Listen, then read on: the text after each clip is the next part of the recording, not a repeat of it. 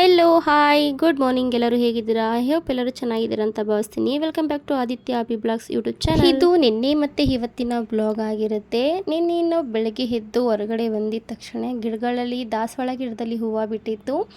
So ನನಗೆ ದಾಸವಾಳ ಅಂದರೆ ಸಿಕ್ಕಾಪಟ್ಟೆ ಇಷ್ಟ. ಆದ್ದರಿಂದ ಅದೆಷ್ಟೇ ಒಣಗಿ ಹೋದರೂ ತಂದು ಹಾಕ್ತಾ ಇರ್ತೀನಿ. ಇಲ್ಲ ಅದು ಗ್ರೋತ್ನೆಸ್ಗೆ ಏನೆಲ್ಲ ಮಾಡಬೇಕು ಅದನ್ನು ನಾನು ಮಾಡ್ತಾ ಇರೋ ಅಂಥದ್ದು. ನಾನು ಹಾಕ್ಕೊಂಡಿರೋದು ಇಲ್ಲಿ ನಾಟಿ ದಾಸವಾಳ. ಇನ್ನು ಮುಗಿಸ್ಕೊಂಡು ನಾನು ಫ್ರೆಶ್ ಅಪ್ ಆಗಿ ಮನೆಯೆಲ್ಲ ಕ್ಲೀನ್ ಮಾಡಿ ರಾಯರ ವಾರ ಆಗಿದ್ದರಿಂದ ರಾಯರಿಗೆ ಪೂಜೆ ಮಾಡ್ಕೊಬೇಕಾಗಿತ್ತು, ಅಭಿಷೇಕ ಮಾಡ್ಕೊಬೇಕಾಗಿತ್ತು ಅಂತ ಹೇಳಿ ಎಲ್ಲನೂ ರೆಡಿ ಮಾಡ್ಕೊಂಡು ನಾನು ಅಭಿಷೇಕ ಮಾಡ್ಕೊಂಡಿದ್ದಂಥದ್ದು. ಬೇರೆದಕ್ಕೆ ಅಮ್ಮನ ವಿಗ್ರಹಕ್ಕೆ, ಅಮ್ಮಂದಿರಿಗೆ ಆಗಿರ್ಬೋದು, ಅಮ್ಮನ ವಿಗ್ರಹಕ್ಕಾಗಿರ್ಬೋದು, ಮತ್ತು ಬೇರೆ ದೇವ್ರುಗಳಿಗೆಲ್ಲ ಅರ್ಶಿನ ಕುಂಕುಮದ ನೀರೆಲ್ಲ ಹಾಕಿ ಪೂಜೆ ಮಾಡೋ ಒಂದು ಅಭಿಷೇಕ ಮಾಡೋ ಅಂಥದ್ದು. ಆದರೆ ರಾಯರಿಗೆ ಮಾತ್ರ ಅರ್ಶಿನ ಕುಂಕುಮದ ನೀರು ಹಾಕಲ್ಲ, ಗಂಧದ ನೀರು ಮತ್ತು ತುಳಸಿ ನೀರು ಹಾಕಿ ಮತ್ತು ಪಂಚಾಮೃತದಿಂದ ಅಭಿಷೇಕ ಮಾಡಿ ಇದು ಮಾಡ್ಕೊತಾರೆ. ನಾನಿಲ್ಲಿ ಅದನ್ನೇ ಮಾಡಿರೋ ಅಂಥದ್ದು. ಹಾಲು, ಮೊಸರು, ಸಕ್ಕರೆ, ಜೇನುತುಪ್ಪ, ತುಪ್ಪ ಮತ್ತು ಮನೇಲೆ ಕಾಯಿಸಿ ಅದಕ್ಕಿಂತ ಸಪ್ರೇಟಾಗಿ ದೇವರಿಗೆ ಅಂತಲೇ ಸಪ್ರೇಟಾಗಿ ಸ್ವಲ್ಪ ತುಪ್ಪನೇ ಎತ್ತಿಕೊಂಡಿರೋ ಅಂಥದ್ದು. ತುಪ್ಪನ ಹಾಕಿ ಮತ್ತು ಹಣ್ಣು ಮೂರೇ ಥರ ಹಣ್ಣು ಹಾಕಿ ನಾನು ಮತ್ತು ಕಲ್ ಸಕ್ಕರೆ, ಗೋಡಂಬಿ, ಬಾದಾಮಿ, ಖರ್ಜೂರನ ಹಾಕಿ ಅಭಿಷೇಕನ ಮಾಡಿ ಮುಗಿಸ್ಕೊಂಡಿದ್ದಂಥದ್ದು. ಕೊನೆಗೆ ಲಾಸ್ಟಲ್ಲಿ ಅದೆಲ್ಲ ಅದು ಎತ್ತಿಕ್ಕದ ಮೇಲೆ ಗಂಧದ ನೀರು ಹಾಕಿ ಮತ್ತು ಇದು ಮಾಡಿ ಪನ್ನೀರ್ ನೀರು ಹಾಕಿ ತೊಳೆದು ನೀಟಾಗಿ ಅಲಂಕಾರ ಮಾಡಿ ಇನ್ನು ನಾನು ಪೂಜೆ ಮುಗಿಸ್ಕೊಂಡಿದ್ದಂಥದ್ದು. ನನಗೆ ಏನಕ್ಕಪ್ಪ ಪೂಜೆ ಲೇಟ್ ಆಯಿತು ಅಂತಂದರೆ, ರೆಗ್ಯುಲರಾಗಿ ನನಗೆ ಹೂವು ತಂದು ಕೊಟ್ಟಿದ್ದು ಹುಡುಗ ಹೂವು ತಂದು ಕೊಟ್ಟಿರಲಿಲ್ಲ. ಸೊ ನಾನೇ ತೊಗೊಬಂದು ಮಾಡ್ಕೊಳ್ಳೋಷ್ಟು ಇಷ್ಟೊತ್ತಾಗೋಯ್ತು, ಲೇಟಾಗೋಯ್ತು. ಇನ್ನು ಇವತ್ತು ಪುಳಿಯೋಗರೆಗೆ ಅಂತ ನಾನು ಮಾಡ್ಕೊಂಡಿದ್ದಂಥ ಮನೆಯಲ್ಲೇ ಪೌಡ್ರ್ ಮಾಡ್ಕೊಂಡಿದ್ದಂಥದ್ದು. ಇಲ್ಲಿ ಒಂದು ಇಡೀ ಬ್ಯಾಡಗೆ ಮೆಣಸಿನ್ಕಾಯಿನ ತೊಗೊಂಡಿದ್ದೀನಿ. ಟೀ ಕುಡಿಯೋ ಗ್ಲಾಸಲ್ಲಿ ಒಂದು ಗ್ಲಾಸು ಕೊತ್ತಂಬರಿ ಕಾಳನ್ನ ತಗೊಂಡು ಸ್ವಲ್ಪ ಹುಣಸೆಹಣ್ಣ ತಗೊಂಡಿದ್ದೀನಿ. ಮತ್ತು ಅದಕ್ಕೆ ಖಾರ ಮೆಣಸಿಕಾಯಿ, ಇಲ್ಲಿ 1 ಟೀ ಸ್ಪೂನಷ್ಟು ಉದ್ದಿನಬೇಳೆ, 1 ಟೀ ಸ್ಪೂನಷ್ಟು ಕಡಲೆಬೇಳೆ, 1 ಟೀ ಸ್ಪೂನಷ್ಟು ಜೀರಿಗೆ, ಮೆಣಸು, ಸಾಸಿವೆ, ಕರಿಬೇವನ್ನ ಇಷ್ಟನ್ನ ತೊಗೊಂಡಿರೋಂಥದ್ದು ಪೌಡರ್ಗೆ.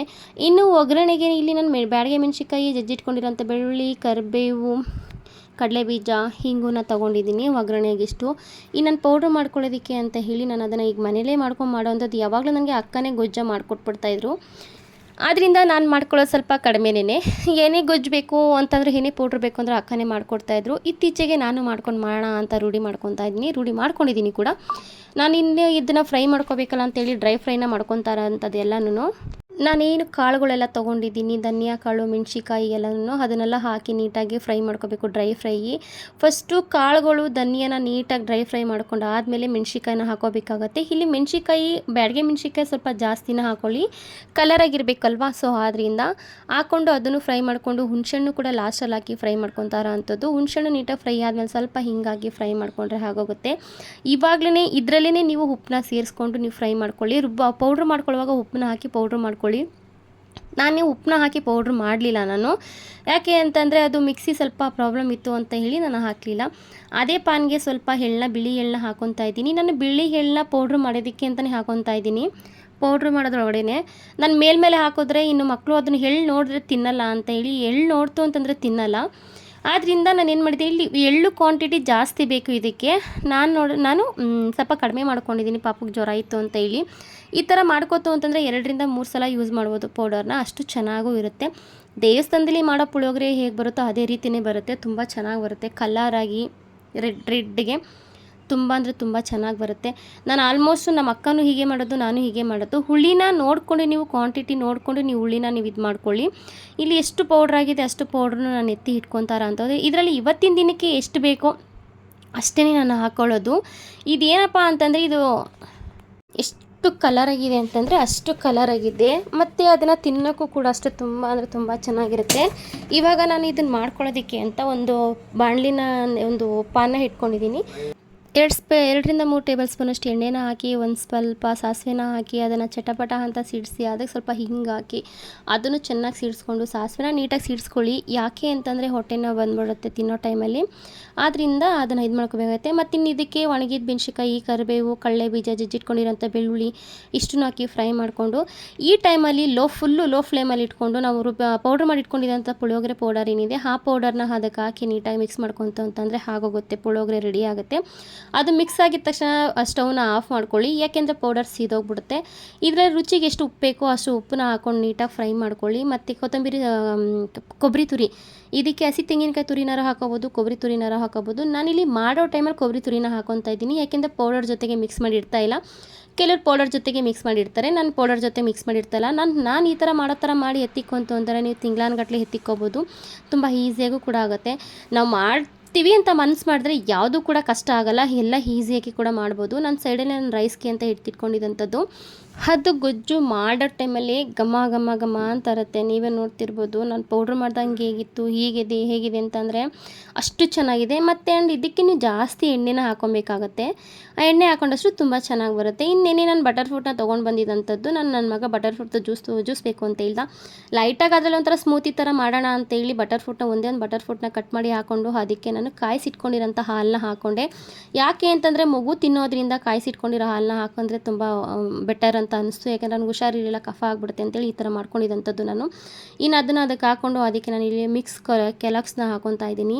ಇದರಲ್ಲಿ ತುಂಬ ಅಂದರೆ ತುಂಬ ಚೆನ್ನಾಗಿದೆ, ಟೇಸ್ಟು ಇದೆ. ಇದಕ್ಕೆ ನಾವು ಏನು ಯೂಸ್ ಮಾಡೋಷ್ಟಿಲ್ಲ. ಮತ್ತು ಬೆಳಿಗ್ಗೆ ಟೈಮ್ಗೆ ಒಂದು ಗುಡ್ ಟಿಫನ್ ಅಂತಲೇ ಹೇಳ್ಬೋದು. ಯಾಕೆ ಅಂತಂದರೆ ಇದರಲ್ಲಿ ಸನ್ಫ್ಲವರ್ ಇರ್ಬೋದು, ಅಂದರೆ ಸೂರ್ಯಕಾಂತಿ ಬೀಜ ಇರ್ಬೋದು, ಕುಂಬಳಕಾಯಿ ಬೀಜ ಇರ್ಬೋದು, ಆಮೇಲೆ ಈ ಗೋಡಂಬಿ, ದ್ರಾಕ್ಷಿ, ಬಾದಾಮಿ, ಆಮೇಲೆ ಬೆಟ್ಟದ ನೆಲ್ಲಿಕಾಯಿ, ಪ್ರತಿಯೊಂದು ಇಂಗ್ರೀಡಿಯೆಂಟ್ಸ್ ಇದೆ. ಮತ್ತು ಇದರಲ್ಲಿ ಮೆಕ್ಕೆಜೋಳ ಎಲ್ಲ ಇದೆ, ಪ್ರತಿಯೊಂದು ಇಂಗ್ರೀಡಿಯೆಂಟ್ಸ್ ಇದೆ. ಮತ್ತು ತಿನ್ನೋಕ್ಕೂ ತುಂಬ ಚೆನ್ನಾಗಿರುತ್ತೆ, ಟೇಸ್ಟಿಯಾಗಿರುತ್ತೆ. ನಾನು ಅದನ್ನು ನೀಟಾಗಿ ಮಿಕ್ಸ್ ಮಾಡ್ಕೊಂಡು ಇದು ಸ್ವಲ್ಪ ಜೇನುತುಪ್ಪನ ಹಾಕ್ಕೊಂಡು ಮಿಕ್ಸ್ ಮಾಡ್ಕೊತಾರ ಅಂಥದ್ದು.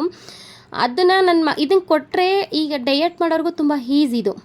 ಡಯಟ್ ಮಾಡೋರು ಆರಾಮ್ಸೆ ತಿನ್ಬೋದು, ಈಸಿಯಾಗಿರುತ್ತೆ. ಅದನ್ನು ರೆಡಿ ಮಾಡಿ ಅವನಿಗೆ ಕೊಟ್ಟು ಅದನ್ನು ನಾನು ಕ್ಲಿಯರ್ ಮಾಡ್ಕೊಂಡು ನನಗೂ ಅಂತ ಹೇಳಿ ರೆಡಿ ಮಾಡ್ಕೊಂಡಿದ್ದಂಥದ್ದು. ಇನ್ನು ರೈಸ್ ರೆಡಿ ಆಗಿತ್ತು ಅಂತೇಳಿ ರೈಸ್ನ ಹಾಕ್ಕೊಂಡು ಅದಕ್ಕೆ ಪುಳಿಯೋಗರೆನ ಮಿಕ್ಸ್ ಮಾಡಿಕೊಂಡು ನಾನು ಪುಳಿಯೋಗರೆ ಮಿಕ್ಸ್ ಮಾಡಿ ಮಕ್ಕಳಿಗೆ ಟಿಫನ್ ಕಟ್ಟಿದಾಯಿತು.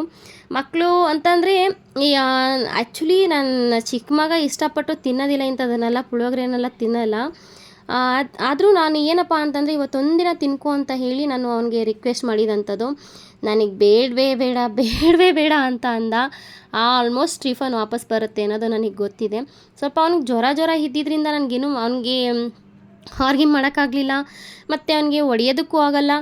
ಮತ್ತು ಅವನಿಗೆ ಹೊಡೆದ್ರೂ ಸುಮ್ಮನೆ ಪ್ರಾಬ್ಲಮ್. ಯಾಕೆಂತಂದರೆ ಅವನು ಜ್ವರ ಬಂದಮೇಲಂತೂ ವೆಯ್ಟ್ ಲಾಸ್ ಆಗೋಗ್ಬಿಟ್ಟಿದ್ದಾನೆ ಅವನು. ಅದರಲ್ಲಿ ಕೆಲಕ್ಸ್ ತಿನ್ಬೇಡ ಕಣೋ ಅಂತ ಅಂದರೂ ತಿಂತಾನೆ. ಪರವಾಗಿಲ್ಲ ಆಯಿತು. ಮತ್ತು ಟಿಫನ್ಗೆ ನನಗೆ ಬ್ರೆಡ್ ಬೇಕು, ಬ್ರೆಡ್ ಹಾಕಿ ಅಂತ ಅಂದ. ಖಾಲಿ ಬ್ರೆಡ್ ಹಾಕೋದ್ರಿಂದ ಏನು ಚೆನ್ನಾಗಿರುತ್ತೆ ಅಂತ ಹೇಳಿ ನಾನು ಒಂದು 2 ಪೀಸ್ ಬ್ರೆಡ್ನ ಎತ್ಕೊಂಡು ಅದನ್ನು ಆ ಕಡೆ ಸೇರಿಸಿ ಅದನ್ನು ರೋಸ್ಟ್ ಮಾಡ್ಕೊಂಡಿದ್ದಂಥದ್ದು. ಅವನಿಗೆ ನಾನು ಲೈಟಾಗಿ ರೋಸ್ಟ್ ಮಾಡ್ತೀನಿ ಅಂದರೆ ಇಲ್ಲ ಸ್ವಲ್ಪ ಬ್ಲ್ಯಾಕ್ ಆಗೋ ಥರ ಮಾಡಿ ಅಂತ ಅಂದ. ಓಕೆ ಆಯಿತು ಅಂತ ಹೇಳಿ ಆ ಥರ ಮಾಡಿ ಅದಕ್ಕೆ ಮತ್ತು ನಾನು ಹನಿನ ಹಾಕಿ ಜೇನುತುಪ್ಪನ ಹಾಕಿ ನೀಟಾಗಿ ಮಿಕ್ಸ್ ಮಾಡಿ ನೀಟಾಗಿ ಸಣ್ಣದಾಗಿ ಕಟ್ ಮಾಡಿ ಚಿಕ್ಕದು ಪಿಟಾಣಿ ಬಾಕ್ಸ್ ಇದೆ, ಆ ಪಿಟಾಣಿ ಬಾಕ್ಸ್ಗೆ ನಾನು ಹಾಕಿ ಅವನಿಗೆ ಕೊಟ್ಟಿದ್ದಾಯಿತು. ನಾನು ಅವನಿಗೆ ಎಗ್ಗು ಈ ಥರ ಸೌತೆಕಾಯಿ ಎಲ್ಲ ಹಾಕ್ಕೊಡ್ಬೋದಾಗಿತ್ತು. ಬಟ್ ಆದರೆ ಇವಾಗ ಅವನಿರೋ ಕಂಡೀಷನಲ್ಲಿ ಅದೆಲ್ಲ ಹಾಕೋಕ್ಕಾಗ್ತಾಯಿಲ್ಲ. ಜೇನುತುಪ್ಪ ಎಲ್ಲ ತಿನ್ನೋದ್ರಿಂದ ಅವನಿಗೆ ಹೆಲ್ತ್ಲಿ ಒಳ್ಳೇದಾಗತ್ತೆ ಅಂತೇಳಿ ಜೇನುತುಪ್ಪನ ಹಾಕಿ ಈ ಥರ ಮಾಡಿ ಕೊಟ್ಟಿದ್ದಂಥದ್ದು. ಆ್ಯಂಡ್ ಮತ್ತು ಇನ್ನೊಂದು ಏನಪ್ಪ ಅಂತಂದರೆ ಇವತ್ತಿಂದ ನಾನು ಒಂದು ಹೊಸ ಕೆಲಸಕ್ಕೆ ಒಂದು ಹೆಜ್ಜೆನ ಇಡ್ತಾ ಇದ್ದೀನಿ.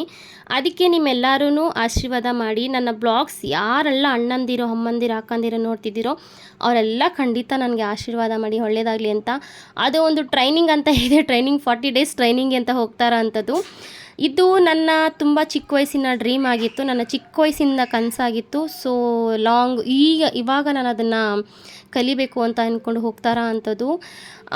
ನಾನು ಪ್ರತಿದಿನ ಏನೇನು ಕಲಿತೀನಿ, ಹೇಗೆ ಇರುತ್ತೆ, ಏನು ಎಂತ ಅನ್ನೋದನ್ನೆಲ್ಲ ಪ್ರತಿದಿನ ಬ್ಲಾಗ್ಸಲ್ಲಿ ನಾನು ಅದನ್ನು ಹಾಕ್ತಾ ಇರ್ತೀನಿ. ಅಂದರೆ ಇವತ್ತಿಂದು ನಾಳೆ ಹಾಕ್ತೀನಿ, ಆ ಥರ ಮಾಡ್ತೀನಿ. ಇವತ್ತು ಬೆಳಿಗ್ಗೆ ಎದ್ದು ನಾನು ಇಷ್ಟೆಲ್ಲ ಮುಗಿಸಿ ಮಕ್ಕಳಿಗೆ ರೆಡಿ ಮಾಡಿ ಕಳಿಸಿ ನಾನು ಟ್ರೈನಿಂಗ್ ಹೋಗಬೇಕಾಗಿತ್ತು. ಈ ಟ್ರೈನಿಂಗ್ ಬ್ಯುಸಿನಲ್ಲೂ ನನ್ನ ಕೆಲಸನೂ ಇದೆ, ಕೆಲಸದ ಪ್ರೆಷರು ಇದೆ, ಎರಡೂ ಬ್ಯಾಲೆನ್ಸಿಂಗ್ ಮಾಡಬೇಕು. ಸೊ ಸಿಕ್ಕಾಪಟ್ಟೆ ಟಫ್ ಇದೆ. ಆದರೂ ಬ್ಯಾಲೆನ್ಸಿಂಗ್ ಮಾಡೋಣ ಅಂತ ಹೇಳಿ ನಾನು ಒಂದು ಸ್ಟ್ರಾಂಗ್ ನಿರ್ಧಾರ ತಗೊಂಡು ಮಾಡ್ತಾರಂಥದ್ದು. ಹೆಣ್ಮಕ್ಳಾದಮೇಲೆ ಅವ್ರ ಕೈಯಲ್ಲಂತ ಏನಾದರೂ ಒಂದು ಕೆಲಸ ಇರಬೇಕಲ್ವ. ಸೊ ಆದ್ದರಿಂದ ಮಾಡೋಣ, ಮುಗಿಸೋಣ, ಇದನ್ನು ಕ್ಲಿಯರ್ ಮಾಡೋಣ ಅಂತ ಅಂದ್ಕೊಂಡು ನಾನು ಡಿಸಿಷನ್ ತೊಗೊಂಡು ಹೋಗಿ ನಿನ್ನೆ ಅಡ್ಮಿಷನ್ ಮಾಡಿ ಎಲ್ಲ ಕ್ಲಿಯರ್ ಮಾಡಿ ಬಂದಿರೋ ಅಂಥದ್ದು. ಏನಾಗುತ್ತೆ ಅನ್ನೋದನ್ನು ನಾನು ನಿಮಗೆ ನೆಕ್ಸ್ಟ್ ಬ್ಲಾಗಲ್ಲಿ ಅಪ್ಲೋಡ್ ಮಾಡ್ತೀನಿ.